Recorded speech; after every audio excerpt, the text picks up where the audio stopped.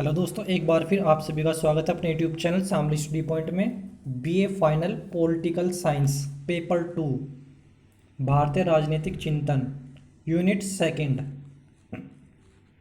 इकाई 2 भारतीय पुनर्जागरण राजा राम मोहन राय, गोपाल कृष्ण गोखले, महादेव गोविंद रानाडे। तो दोस्तों आज का पहला प्रश्न है, भारत में पुनर्जागरण के निम्नलिखित कारणों में से कौन सा एक नहीं है? पश्चिमी प्रभाव, ये बिल्कुल राइट है। पाश्चात्य क्रांति, ये भी सही है। भारतीय राष्ट्रीय कांग्रेस की स्थापना, ये भी सही है। लेकिन इसने कहा कि कौन सा एक नहीं है, तो अंग्रेजों की उदारवादी नीतियाँ, तो ये इसमें गलत है, इसलिए ऑप्शन डी हमारा सही है। ठीक है। नेक्स्ट, राजा राम मोहन राय का जन्म कब हुआ था? तो राजा राम मोहन राय का जन्म 22 मई 1772 ईस्वी को हुआ था, इसलिए ऑप्शन ए सही है। आधुनिक भारतीय सामाजिक एवं राजनीतिक चिंतन का जनक किसे कहा गया है?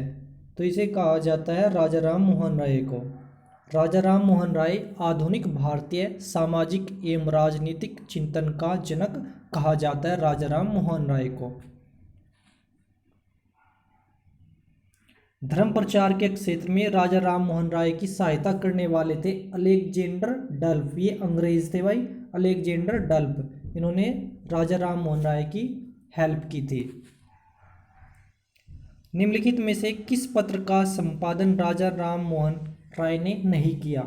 संवाद कौमुदी किया था इसका, बंगदूत का भी किया था, मिरात उल अखबार का भी। तो लोक सत्ता का नहीं किया था, तो इसमें नहीं आया है ना। तो लोक सत्ता पत्र का संपादन राजा राम मोहन राय ने नहीं किया, लोक सत्ता, इसलिए ऑप्शन डी सही है। ब्रह्म समाज की स्थापना कब हुई थी? तो ब्रह्म समाज की स्थापना 1828 ईस्वी में हुई थी। ब्रह्म समाज का संस्थापक कौन था? ब्रह्म समाज का संस्थापक राजा राम मोहन राय था।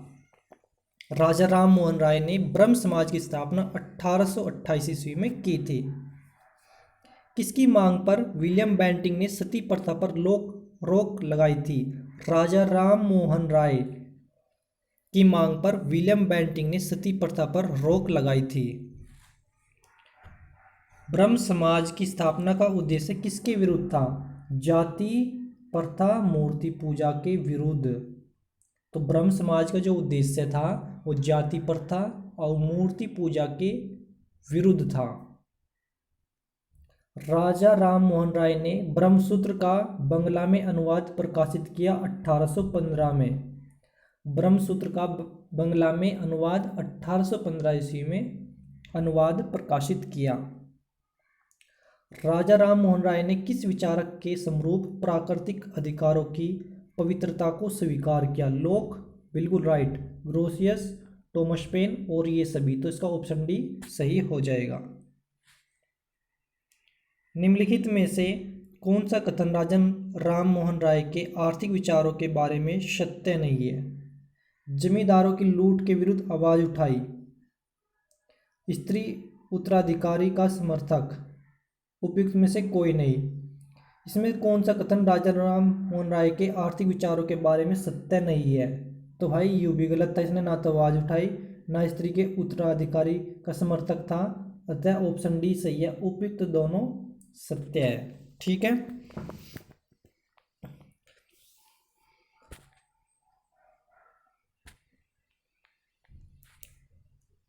कौन सा कथन सत्य नहीं है? तो इसने कहा कि उपयुक्त दोनों सत्य है, ये इसमें गलत है। ठीक है। प्रश्न नंबर 13, राजा राम मोहन राय ने निम्नलिखित में से किस विषय पर जोर दिया? तो राजा राम मोहन राय ने आधुनिक शिक्षा पर सबसे ज्यादा जोर दिया था, आधुनिक शिक्षा पर। राय का कथन था कि कानून सत्ता के द्वारा निर्मित होने चाहिए, एक संप्रभु। कैसे होनी चाहिए? एक संप्रभु, इसलिए ऑप्शन ए सही है। राजा राम मोहन राय ने अपने पत्र संवाद कौमुदी का प्रकाशन किस भाषा में किया? बंगला भाषा में संवाद कौमुदी का प्रकाशन किया, बंगला भाषा में। आत्मीय सभा की स्थापना की गई। आत्मीय सभा की स्थापना राजा राम मोहन राय द्वारा की गई। आत्मीय सभा की स्थापना किसने की थी? राजा राम मोहन राय ने।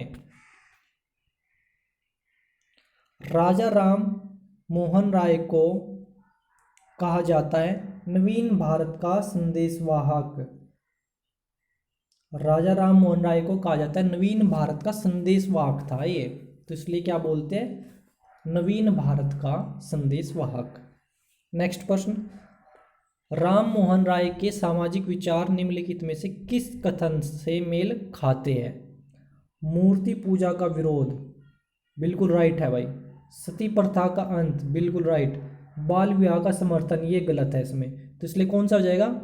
ऑप्शन डी, ए और बी दोनों सही है, क्योंकि इसने मूर्ति पूजा का विरोध भी किया था और सती प्रथा का अंत भी किया था।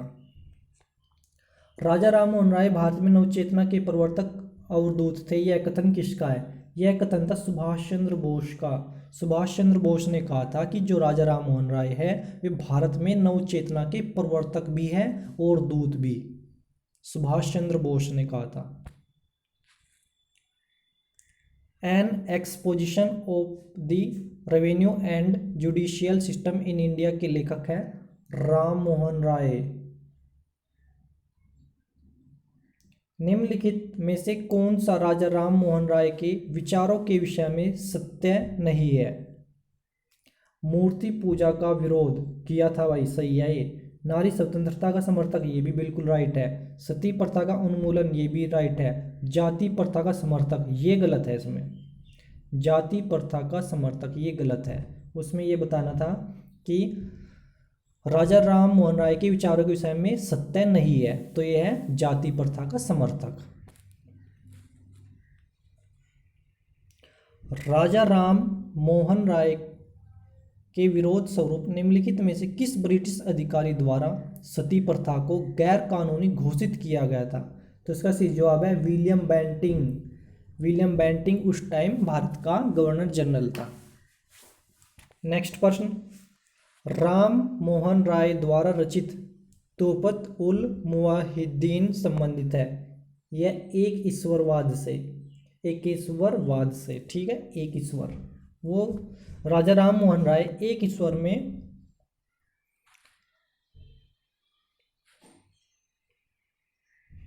संवाद कौमुदी का प्रारंभ किया गया था राम मोहन राय द्वारा।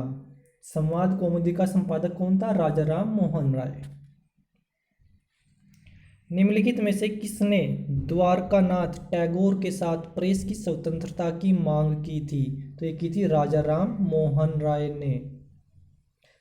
राजा राम मोहन राय द्वारकानाथ टैगोर के साथ प्रेस की स्वतंत्रता की मांग की थी राजा राम मोहन राय ने।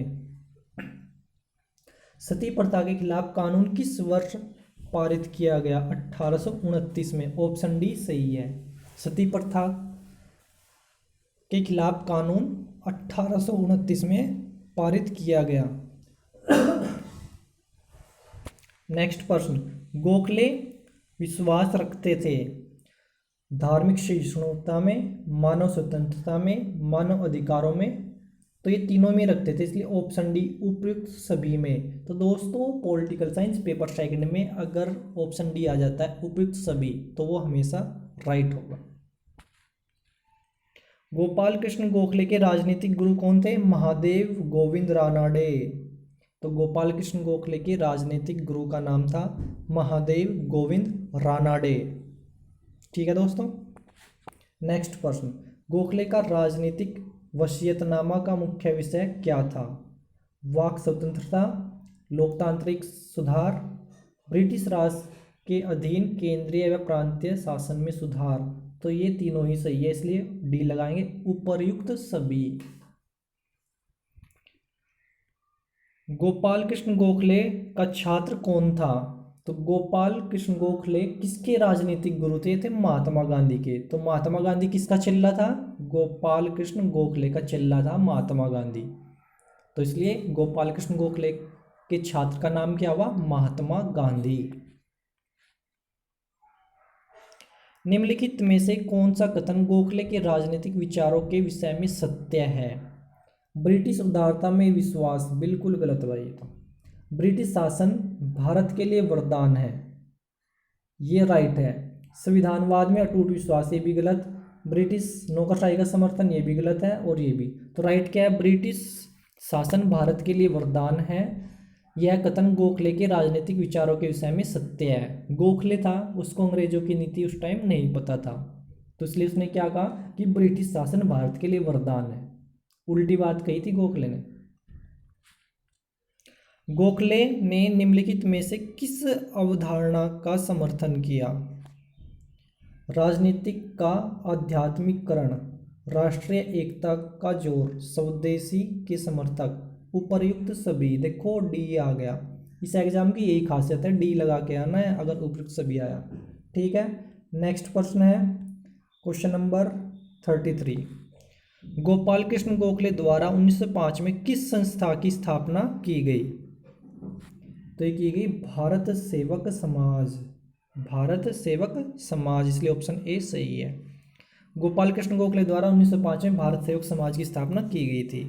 गोपाल कृष्ण गोखले की प्रशासनिक सुधारों की मांग नहीं थी। सैनिक व्यय में कटौती की जाए, भाई ये तो मांग थी। प्राथमिक शिक्षा का विस्तार किया जाए, ये भी राइट है। ग्रामीण जनता को ऋण से राहत दी जाए, ये भी मांग थी। प्रशासकीय निरंकुशता बढ़ाई जाए, ये गलत है। लेकिन इसमें कहा कि कौन सी मांग नहीं थी, तो ये थी प्रशासकीय निरंकुशता की बढ़ाई जाए, इसलिए ऑप्शन डी इसका सही होगा। गोपाल कृष्ण गोखले की वक्तव्य शैली से प्रभावित कौन थे? Lord Curzon.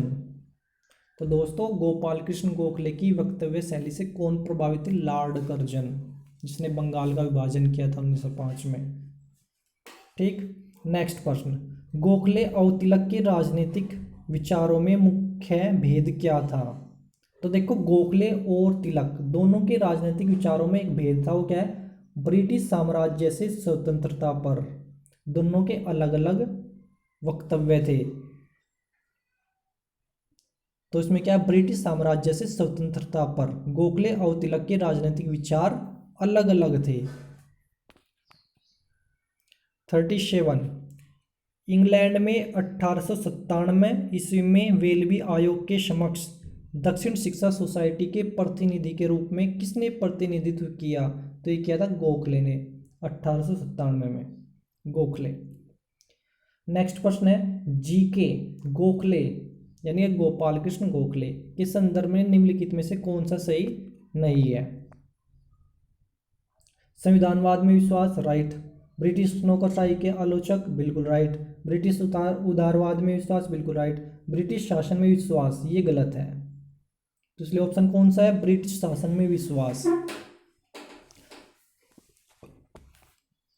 33। भारतीय राष्ट्रीय आंदोलन के ग्रामदलीय समूह द्वारा एक दुर्बल हृदय उदारवादी किसे कहा गया था? गोपाल कृष्ण गोखले को कहा गया था, क्योंकि भारतीय राष्ट्रीय आंदोलन के ग्राम दल समूह द्वारा एक दुर्बल हृदय उदारवादी था गोपाल कृष्ण गोखले।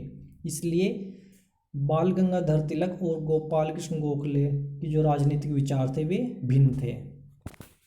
नेक्स्ट प्रश्न है 40। गोखले का राजनीतिक वसीयतनामा किससे संबंधित था? वैधानिक सुधारों की योजना से, सामाजिक सुधारों की योजना से, आर्थिक सुधारों की योजना से, इन तीनों से ही था, इसलिए आ गया डी उपर्युक्त सभी से। तो दोस्तों मैंने बताया था जहां पर बी उपर्युक्त सभी ऑप्शन डी में आ जाए तो वो हमेशा सही होगा। ठीक है दोस्तों, तो इसलिए हमारा ऑप्शन डी सही है। तो दोस्तों ये था यूनिट सेकंड का पार्ट फर्स्ट। नेक्स्ट वीडियो बनेगी यूनिट सेकंड पार्ट सेकंड। तो उसके लिए आप लोग यह वीडियो देखने पर कमेंट बॉक्स में जाकर कमेंट जरूर करें। ठीक है दोस्तों। और दोस्तों आप सभी को पता है एग्जाम में केवल 75 प्रश्न ही करने हैं।